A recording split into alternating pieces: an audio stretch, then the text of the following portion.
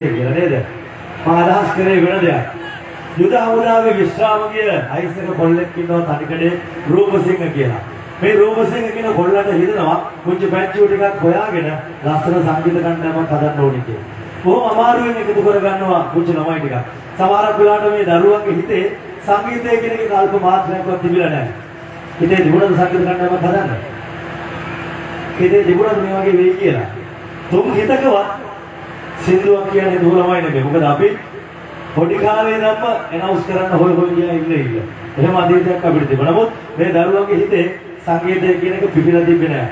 අන්න අර රූපසිංහ කියන තනිකඩ කොල්ලට හැකියාව තිබුණා. මේ හැමෝම එකතු කරලා එක අම්මෙක්ගේ දරුවෙක් වගේ මේ දරුවට මේකට එකතු කරන්න. ගොඩ කෙනෙකු ඉස්සරහට.